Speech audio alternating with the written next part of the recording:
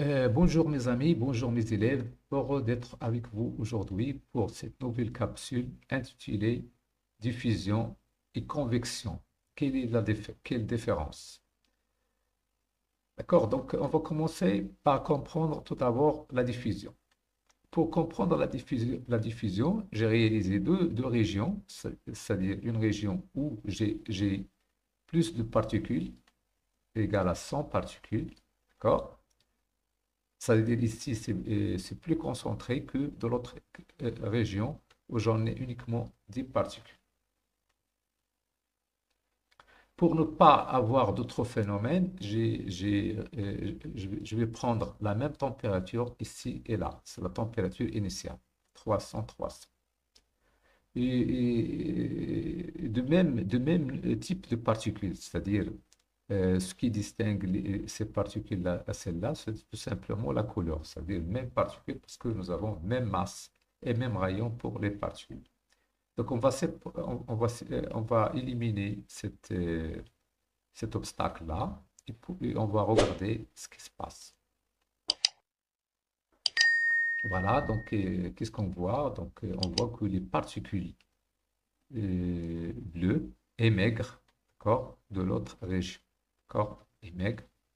Bien sûr, il y a quand même quelques particules oranges qui vont passer de l'autre côté. Mais la majorité des particules émigrent de régions plus concentrées vers les régions qui est le moins concentrées. On peut même voir ici le déplacement des particules et aussi le centre de masse des particules. Donc, on va attendre un petit peu de temps pour réaliser l'équilibre. L'équilibre, bien sûr, il sera obtenu lorsque nous avons égalité du nombre de particules de cette région de l'autre, c'est-à-dire que la concentration sera uniforme. D'accord. Donc, chaque fois que la concentration varie dans l'espace, ça s'appelle ce qu'on appelle un gradient de concentration. Donc, on va assister toujours au phénomène de diffusion. À l'équilibre, on va avoir la somme ici est égale à la somme ici, c'est-à-dire on va avoir euh, 55 particules de ce côté-là comme dans l'autre. D'accord? Donc, il faut quand même et on voit effectivement que ce phénomène-là est un phénomène qui est irréversible, puisqu'on ne peut pas revenir en arrière, d'accord? On ne peut pas réaliser l'état initial. Donc voilà, j'espère que vous pouvez maintenant voir. De toute façon, même s'il y a des couleurs sont différentes, mais à l'équilibre, on va avoir égalité le nombre total de particules ici parce que au départ, on a choisi uniquement la couleur pour visualiser le phénomène de diffusion.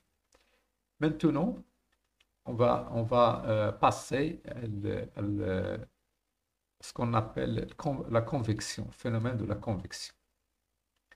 Pour réaliser ce phénomène-là, donc, qu'est-ce que je vais faire? Je vais avoir même ici, je vais pas, par exemple, je vais prendre 50 particules ici et 50 particules de l'autre côté, pour simplifier.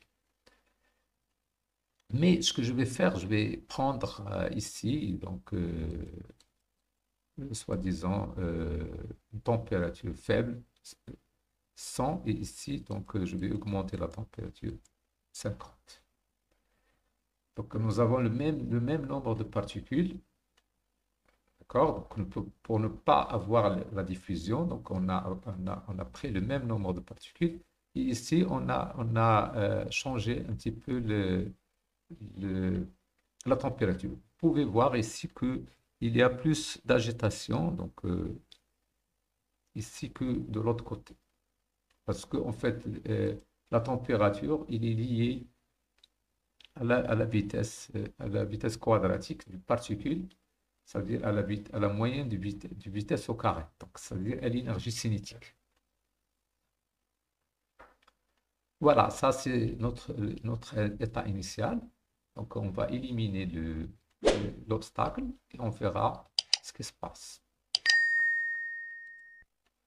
Une fois on a éliminé l'obstacle, on voit que les particules, là où il y a plus de température, passent de l'autre côté, de là où il y a moins de température.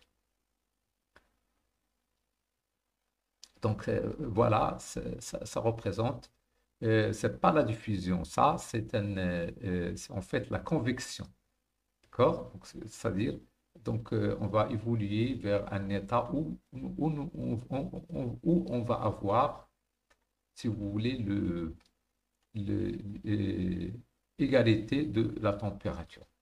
Donc ça, c'est ce qu'on appelle la convection.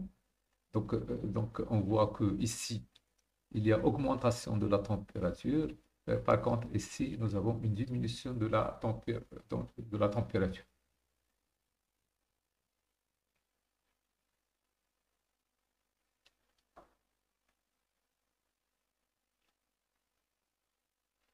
C'est ça, la convection thermique. Au moyen, on verra la somme ici égale à ici.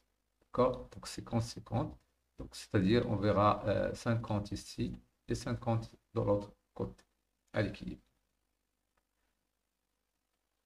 À l'équilibre, c'est-à-dire lorsque le phénomène de convection thermique s'arrête, on va avoir égalité du nombre de particules de part et d'autre. Maintenant, on peut compliquer un petit peu les choses. Regardez, au lieu donc de prendre, on va prendre par exemple 50, 50, mais au lieu de prendre le même type, je vais changer un petit peu. Je vais prendre des particules assez volumineuses. Donc, pratiquement, je vais prendre le double. Ça, c'est le rayon des particules. Donc, nous avons égalité des particules, mais au départ, on va prendre la même température, égalité du nombre de particules, mais nous avons ici des particules plus volumineuses que de l'autre côté. On élimine l'obstacle et on verra ce qui se passe.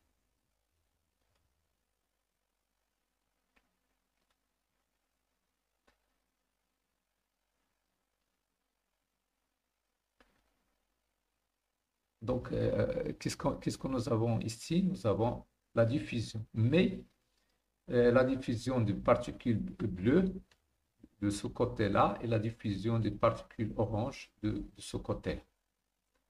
À la fin du phénomène, c'est-à-dire à l'équilibre, mais il faut retenir qu'à l'équilibre, ce n'est pas un équilibre statique, c'est un équilibre dynamique parce qu'il va y avoir par la suite toujours des particules qui passent d'un côté vers l'autre. D'accord? Donc, à l'équilibre, c'est quelque chose que vous pouvez, si vous voulez, prévoir, c'est qu'à l'équilibre, on va avoir la somme ici des particules bleues et oranges égale à la somme ici, c'est-à-dire on va avoir 50. Mais ça n'empêche qu'il y a quand même des particules qui vont passer de l'un à l'autre. J'espère que à travers cette capsule, vous pouvez maintenant distinguer bien entre le phénomène de diffusion et le phénomène de la convection, c'est-à-dire la convection thermique. Donc, et si jamais ça vous plaît, donc encouragez-nous par vos likes, par votre abonnement, pour qu'on va creuser davantage pour trouver des belles choses en physique pour vous montrer. Donc, merci et à la prochaine.